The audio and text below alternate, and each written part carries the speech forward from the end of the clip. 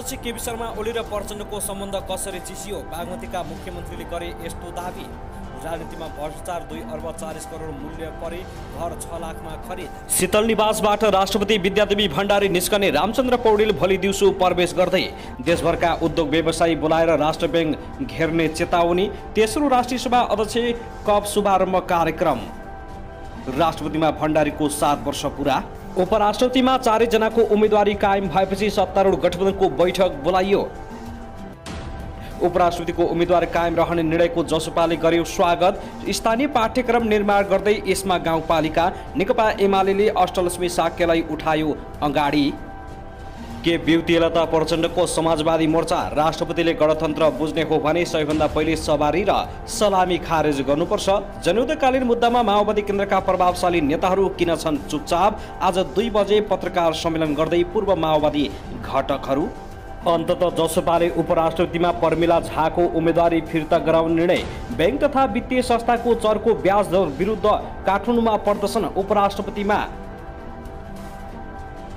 एकाएक 4 जनाको उम्मेदवारी खारिज भएपछि जसपाले पर्मिलालाई पछाडि सार्यो। राजनीतिले लय समात्यो। अब सरकारले युद्ध स्तरमा काम गर्छ। प्रधानमन्त्री पुष्पकमल दाहाल प्रचण्ड। महेन्द्र मोरङको सभापतिमा 4 विद्यार्थी संगठनको उम्मेदवारी। उपराष्ट्रपतिमा यादवको उम्मेदवारी कायमै रह्यो। जसपामा खुसियाली र रवि लामिछानेको उम्मेदवारी बारे आयो निकै ठुलो खबर। चितवन क्षेत्र नम्बर 2 बाट उम्मेदवार बन्न नपाउने संकेत। युवराज सफलले हाले राहदारी विभागमा फेरि अर्को मुद्दा। रवि लामिछानेले राहदारी कसुरमा पक्राउ गरेर अनुसन्धान गर्ने बाटो खुल्यो। चितवन क्षेत्र नम्बर 2 बाट निर्वाचन लड्न नपाउने। युवराज सफलले गरे रवि लामिछानेलाई फेरि जेल हाल्ने तरिकाले मुद्दा दायर। पार्टीले पाउने मन्त्रालयको टुङ्गो छैन। काङ्ग्रेसलाई मन्त्री बनाउने सूचीको हतार। प्रधानमन्त्रीसँगै न्यायपालिका पनि न्यायको कठघारामा। मध्य प्रदेश सङ्कटमा सभामुख सहित नेकपा एमालेका मन्त्रीहरूको पद। प्रधानमन्त्री विरुद्धको मुद्दालाई सामान्य रूपमा लिएका छैनौँ। नारायण काजी श्रेष्ठ। किन बाढ गाउँ गइरहन्छन् पूर्णबहादुर खड्का। एमाले अध्यक्ष केपी शर्मा ओलीले राष्ट्रपति निर्वाचन एमाले हारेपछि गरे यस्तो घोषणा। नेपाली काङ्ग्रेससँग सहमति हुँदैन भनेर कसम खाएका छैनौँ। आगामी सरकार एमाले र काङ्ग्रेसको बन्न सक्छ। माओवादी केन्द्रले धोका दिएपछि राष्ट्रपतिमा नेकपा एमालेको नराम्रो पराजित। भ्रष्टाचारमा संलग्न 7 जनालाई विशेष अदालतले गर्यो करोडौँ जरिमाना र कैदको फैसला। म्याग्दीमा ठुलो परिणामको लागू औषध सहित 2 जना प्रहरीको नियन्त्रणमा। कुवेत पठाउने भन्दै नक्कली भिसा दिएपछि 4 जना पक्राउ। एआइजीमा बढुवाका लागि 5 डिआइजी सिफारिस। क्षतिपूर्ति पाउनुपर्ने शर्तमा रोकियो। सर्लाही हरिवनमा ट्र्याक्टरको ठक्करबाट एक बालकको मृत्यु भएको आन्दोलन। मेरो बालेन्द्र शाहका यी काम पहिलो चर्चा, अहिले गालीको वर्षा। आज फागुन 28 गते पूर्व राष्ट्रपति भण्डारीले आज राजीनामा बुझाउँदै आजबाट नयाँ राष्ट्रपति रामचन्द्र पौडेलले कार्यभार सम्हाल्दै जलेर 2 बालकको मृत्यु। धार्मिक स्थलमा पर्यटक भित्राउन पैदल मार्ग निर्माण गरिँदै मुस्लिम समुदायका बालबालिकालाई विद्यालयमा टिकाउने गाह्रो। र एसई परीक्षा र कक्षा 12 को परीक्षाबारे सम्पूर्ण जानकारी आजकै समाचारमा। बस दुर्घटना हुँदा 6 जनाको मृत्यु, दर्जन भन्दा बढी घाइते। अन्य के कति क्षति भयो यसबारे सम्पूर्ण जानकारी। अब हेर्नुहोस् पुरा समाचार। दर्शकबिन नमस्कार। युट्युब च्यानल नेपाली खबर मिडियामा तपाईहरूलाई हार्दिक स्वागत छ। यदि हाम्रो च्यानललाई अहिलेसम्म सब्स्क्राइब गर्नुभएको छैन भने सब्स्क्राइब गरी नजिक रहेको बेल आइकन दबाई हामीसँग जोडिनुहोला। दर्शकबिन सदाझै आज पनि हामी तपाईहरुमाझ देशभरका विभिन्न समाचारका साथ उपस्थित भइसकेका छौँ। यो भिडियोलाई अन्तिमसम्म हेरी हाम्रो साथ दिनुहोला। दर्शकबिन हाम्रो मेहनतको लागि एउटा सानो लाइक गर्न भने नभुल्नुहोला। कादै हेर्दै हुनुहुन्छ के भन्न चाहनुहुन्छ तपाईको मनमा प्रतिक्रिया अवश्य पनि कमेन्ट गर्न नभुल्नुहोला। दर्शकबिन के तपाईँ हाम्रो च्यानलमा नियमित श्रोता हुनुहुन्छ? यदि नियमित हुनुहुन्छ भने तल कमेन्ट बक्समा नियमित अथवा रेगुलर लेख्नुहोस्। नयाँ हुनुहुन्छ भने सब्स्क्राइब गरी जोडिनुहोस् ताकि हरेक अपडेटका साथ हामी तपाईहरुमाझ दैनिक रूपमा उपस्थित भइराख्नेछौँ। हाम्रो समाचारहरू तपाईहरूलाई के कस्तो लागिरहेका छन् सल्लाह सुझाव प्रतिक्रिया कमेन्ट बक्समा छोड्न नभुल्नुहोला। दर्शकबिन आउनुहोस् आजको पहिलो खबरतर्फ लागौं। वर्तमान राष्ट्रपति विद्यादेवी भण्डारीको कार्यकाल आजबाट सकिँदैछ। उनको 5 वर्षे कार्यकाल आज रातिबाट सकिन लागेको हो। भण्डारी 2072 कार्तिक 11 गते राष्ट्रपति पदमा पहिलो पटक निर्वाचित भएकी थिइन्। त्यसपछि दोस्रो कार्यकालका लागि 2074 साल फागुन 29 गते उनी निर्वाचित भएकी हुन्। पहिलो कार्यकालमा त्यति विवाद नभए पनि दोस्रो कार्यकाल विवादित बन्यो। उनी नेकपा एमालेको कार्यकर्ता जस्तो भएको आरोप लागेको थियो। उनले संसद विघटनमा तत्कालीन पूर्व प्रधानमन्त्री केपी शर्मा ओलीलाई साथ दिएको आरोप लाग्यो। अन्तिममा सरकारले पठाएको नागरिकता विधेयक पनि राष्ट्रपति भण्डारीले रोकिदिन्। नयाँ राष्ट्रपतिमा नेपाली कांग्रेसका उम्मेद्वार रामचन्द्र पौडेल फागुन 25 गते निर्वाचित भइसकेका छन्। उनको शपथ भोलि हुने भएको छ। राष्ट्रपति भण्डारी शीतल निवासबाट बुढानीलकण्ठ 2 चपली स्थित निजी निवासमा सर्ने उनको सचिवालयले जानकारी दिएको छ। केपी शर्मा ओलीको कठपुतली भएको भन्दै उनको निकै आलोचना भएको र केपी शर्मा ओलीको बोलीमै उनी अडिक रहेको पनि नेताहरूले आरोप लगाउने गरेका छन् र कार्यकर्ताहरू उनीमाथि खनिएका छन्। दर्शकबिन आउनुहोस् अब अर्को खबरतर्फ लागौं। जनता समाजवादी पार्टीले पर्मिला यादवलाई उपराष्ट्रपति पदबाट उम्मेदवारी फिर्ता गराउने भएको छ।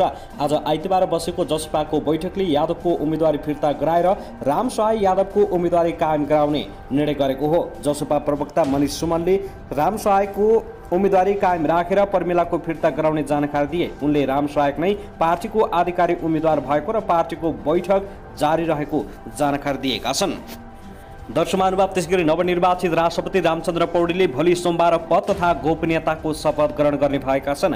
राष्ट्रपतिको कार्यालयले उनको शपथका लागि सोमबार दिउँसो 1 बजे विशेष समारोहको आयोजना गर्ने तयारी गरेको राष्ट्रपति विद्यादेवी भण्डारीका प्रमुख शासकीय सचिव भेषराज अधिकारीले जानकारी दिए। नेपालको संविधानमा राष्ट्रपतिले आफ्नो कार्यभार सम्हाल्नु अघि संघीय कानुन बमोजिम प्रधान न्यायाधीशसम्म पद तथा गोपनीयताको शपथ लिनुपर्ने व्यवस्था छ। नवनिर्वाचित राष्ट्रपति पौडेललाई कामो प्रधान न्यायाधीश कृष्ण कार्कीले शपथ गराउने भएका छन्। नेपाली कांग्रेसका वरिष्ठ नेता एवं पूर्व सभामुख पौडेल यही फागुन 25 गते राष्ट्रपति पदमा निर्वाचित भएका हुन्। उनले आफ्ना प्रतिस्पर्धी नेकपा एमालेका उपाध्यक्ष एवं पूर्व सभामुख सुभाष चन्द्र नेमाङलाई दोब्बर भन्दा बढी मतले पराजित गरेर निर्वाचित भएका हुन्। मतदानमा पौडेलले 33,802 र नेमाङले 15,518 मत प्राप्त गरेका थिए। संविधानमा नेपालमा एक राष्ट्रपति रहने र राष्ट्रपतिले नेपालको राष्ट्रिय एकताको प्रबन्धन गर्ने उल्लेख गरिएको छ। संविधानको पालना र संरक्षण गर्नु राष्ट्रपतिको मुख्य कर्तव्य हुनेछ। नेपालमा विक्रमसम्म 2062-63 को जनआन्दोलनको उपलब्धिका रूपमा मुलुकमा गणतन्त्र स्थापना भएसँगै राष्ट्रपति प्रणालीको अभ्यास सुरु भएको हो। राष्ट्रपतिको पद अवधि निर्वाचित भएको मितिले 5 वर्ष हुने र 2 पटकसम्म राष्ट्रपति निर्वाचित भइसकेको व्यक्ति निर्वाचनमा पुनः उम्मेद्वार हुन नसक्ने संविधानमा उल्लेख गरिएको छ। दर्शकमानुभाव त्यसैगरी प्रधानमन्त्री पुष्पकमल दाहाल प्रचण्डले राजनीतिले लय समातेकाले सरकारको ध्यान समृद्धि तर्फ रहेको बताएका छन्।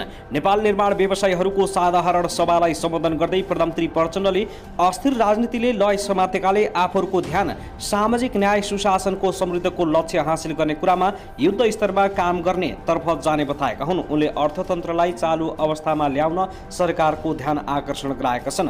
राजनीतिले नयाँ लय समातेकाले सरकारको ध्यान सामाजिक न्याय सुशासनको समृद्धिको लक्ष्य हासिल गर्ने कुरामा युद्ध स्तरमा काम गर्ने तर्फ जानेछ। कोरोना महामारी, रुस युक्रेन युद्ध र आपूर्तिको व्यवस्थामा परेको चापका कारण निर्माण सामग्रीको मूल्य बढेको छ। यी विषयमा सरकार गम्भीर छ, प्रधानमन्त्री प्रचण्डको भनाइ छ। उनले पेट्रोलियम पदार्थमा घाटा खाएर मूल्य नियन्त्रण गरिए पनि यो सधैँभरि खेप्न सकिने अवस्था नरहेको बताएका छन्।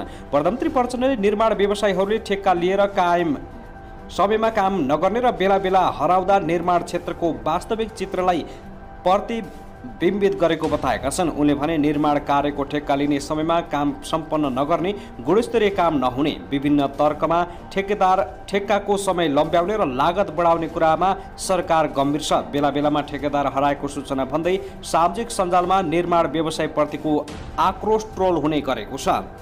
त्यसले निर्माण क्षेत्रको वास्तविक चित्रलाई प्रतिबिम्बित गर्दछ। यसबारे उहाँले गम्भीर भएर काम गर्नुहुनेछ, प्रधानमन्त्री प्रचण्डको सुझाव छ। दर्शकमानुभाव त्यसैगरी कोशी प्रदेश नामाकरण खारेजीको मागसहित विभिन्न राजनीतिक दल र जातीय सङ्गठनहरूले आज झापासहित पूर्वका 14वटा जिल्लामा बन्द आह्वान गरेका छन्।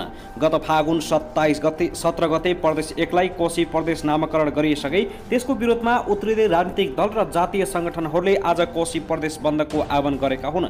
आन्दोलनमा 6वटा राजनीतिक दल र 34वटा जातीय सङ्गठनले समर्थन गरेका छन्। झापामा बन्दको आंशिक प्रभाव परेको छ। बन्दमा कुनै पनि अमानवीय कार्य नहोस् भनेर प्रहरीले बन्दको आह्वान गरी हिँड्ने करिब 2 दर्जन भन्दा बढी बन्दकर्तालाई नियन्त्रणमा लिएको छ। जिल्ला प्रहरी कार्यालय झापाका डीएसपी खगेन्द्र रिजालले झापाको मेचीनगर 4 आली बिर्तामोड दमक लगायत क्षेत्रबाट करिब 2 दर्जन बन्द कार्यकर्तालाई नियन्त्रणमा लिएको जानकारी दिएका छन्। राजमार्ग र मुख्य बजार क्षेत्रमा सशस्त्र र नेपाल प्रहरी परिचालन गरी बन्दकर्तालाई नियन्त्रणमा लिइरहेको डीएसपी रिजालले बताए। प्रहरी नियन्त्रणमा लिनेहरूमा जनता समाजवादी पार्टीका प्रदेश सदस्य गौरीमान राई सँगै लिम्बुवान पार्टीका अध्यक्ष सन्जुहाङ पालुवाङका छोरा साम पालुङवा, आदिवासी जनजाति महासङ्घका मेचीनगर अध्यक्ष ओमप्रकाश खापुङ र पवन मेचे लगायतका बन्दकर्ताहरू रहेका छन्।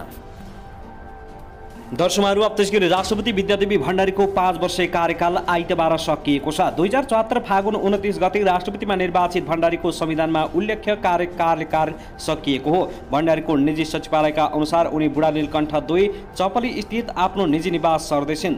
25 फागुनमा नयाँ राष्ट्रपतिमा रामचन्द्र पौडेल निर्वाचित भइसकेका छन्। पौडेलले सोमबारदेखि औपचारिक रूपमा राष्ट्रपतिको जिम्मेवारी वहन गर्दैछन्। 51% महिलाको प्रतिनिधित्व गर्दै 11 कार्तिक 2072 मा भण्डारी पहिलो पटक राष्ट्रपतिमा निर्वाचित भएका थिएन। राष्ट्रप्रमुख जस्तो देशकै उच्च ओहदामा पहिलो पटक भण्डारीको उपस्थितिले देश तथा विश्वभर सकारात्मक सन्देश गएको थियो। सबैले गर्वका साथ हेरेका थिए। एकातिर उनी एमालेका चर्चित नेता मदन भण्डारीकी धर्मपत्नी समेत थिइन्। अर्कातिर सशक्त महिला आन्दोलनबाट खारिएर राजनीतिको उच्च तहमा पुगेकी थिइन्। उनको उपस्थितिले राष्ट्रप्रमुखको ओज र गरिमालाई थप गर्विलो बनाउने धेरैको अपेक्षा थियो। संयोगवश नै मान्नुपर्छ, उनको कार्यकालमा राज्यका प्रमुख अङ्ग व्यवस्थापिका संसदको पहिलो सभामुख र न्यायपालिकाको सर्वोच्च संस्था सर्वोच्च अदालतको प्रधान न्यायाधीश महिला भएका थिए। नेपालको इतिहासमा राज्यको उच्च ओहदामा एकैपटक महिलाको उपस्थित पहिलो थियो। 7 वर्ष सबैको आशा र भरोसाका साथ शीतल निवास प्रवेश गरेकी राष्ट्रपति भण्डारी कलङ्कको टीका लगाएर बाहिरिँदैछन्। भण्डारीको पहिलो कार्यकाल कम विवादित भए पनि दोस्रो कार्यकालमा भने उनी गम्भीर संवैधानिक र कानुनी विवादमा फँसेकी थिएन। उनकै कार्यकालमा 2 पटक संसद विघटन भयो। सार्वभौम सम्पन्न प्रतिनिधि सभाले पास गरेर पठाएको नागरिकता विधेयक प्रमाणित नभई निष्क्रिय भयो। संवैधानिक राष्ट्रपति भएर 82 गाडी मह राजसी ठाड देखाएको आरोप उनीमाथि लाग्यो। राष्ट्रप्रमुख भएर अनुप गोठको इसारामा चलेको दलको विवाद मिलाउन मिडिएटरको भूमिका खेलेको जस्ता आरोप लागेका छन्। राष्ट्रपतिबाट बहिर्गमन हुनु अघि 27 माघमा सङ्घीय संसदलाई सम्बोधन गरेर फर्किने क्रममा विवादमा परिन्। राष्ट्रपतिको सुरक्षामा खटिएका सुरक्षाकर्मीले वीर अस्पतालको ट्रमा सेन्टरमा कार्यरत चिकित्सकमाथि निर्घात कुटपिट गरेपछि उनीमाथि चौतर्फी आलोचना भयो। कुटपिटको घटनालाई लिएर वीरका चिकित्सकहरूले सो क्षेत्रको सवारी आवागमन नै ठप्प पारेर आन्दोलनमा उत्रिए। उक्त घटनालाई लिएर विपक्षी दलहरू, सामाजिक अभियन्ता र बौद्धिक वर्गहरू राष्ट्रपतिमाथि नै निकै खनिए। भण्डारीको भूमिकालाई लिएर चौतर्फी आलोचना भइरहँदा एमालेका अध्यक्ष एवं पूर्व प्रधानमन्त्री केपी शर्मा ओलीले उनको कार्यकाल उत्कृष्ट, सफल र मर्यादित रहेको दावी गरे। 25 फागुनमा राष्ट्रपतिको निर्वाचनमा मतदान गरी फर्किने क्रममा सञ्चारकर्मी भण्डारीको बचाउ गर्दै ओलीले 100मा 100% अङ्क पाएको जिकिर गरेका छन्। राष्ट्रपतिमा भण्डारीको कार्यकाल सफल, उत्कृष्ट र मर्यादित रह्यो। उहाँले 100मा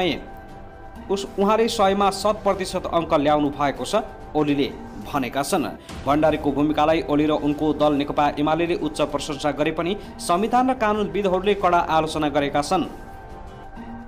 त्यसैगरी आउनुहोस् अब अर्को खबरतर्फ लागौँ। नेकपा एमालेका अध्यक्ष केपी शर्मा ओली, प्रधानमन्त्री पुष्पकमल दाहाल प्रचण्ड र एकीकृत समाजवादीका अध्यक्ष माधव कुमार नेपाल विरुद्ध आक्रोश पोखेका छन्।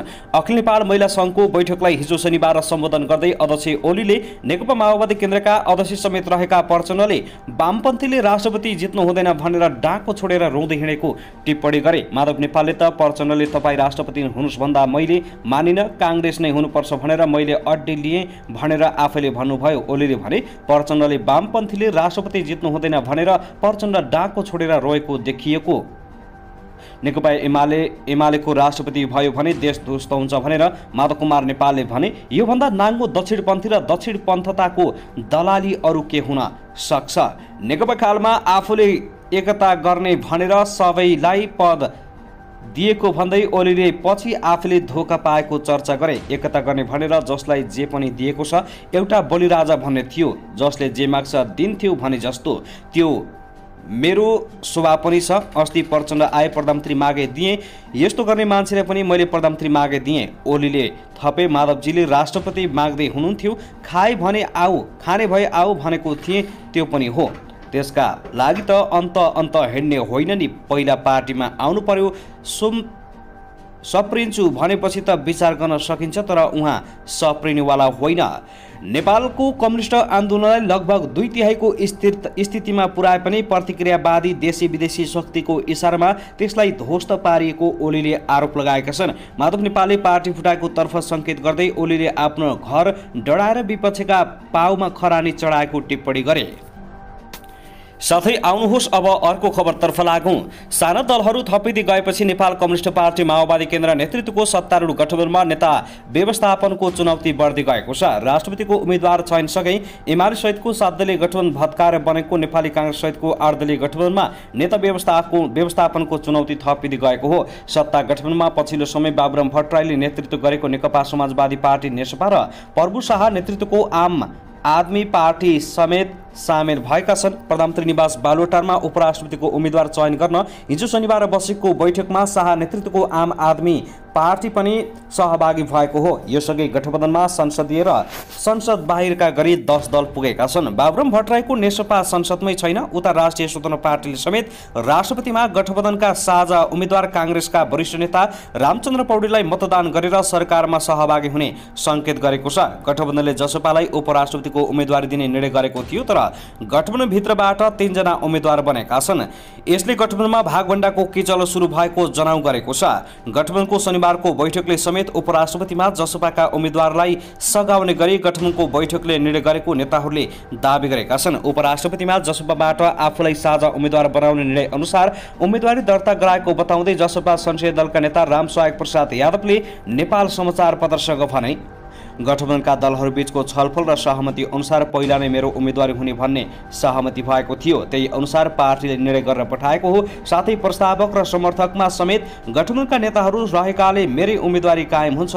उपराष्ट्रपतिमा सबैले सहयोग गर्नुहुन्छ, तर उक्त दलबाट पर्मिला कुमारी यादवको समेत उम्मेदवारी परेको छ।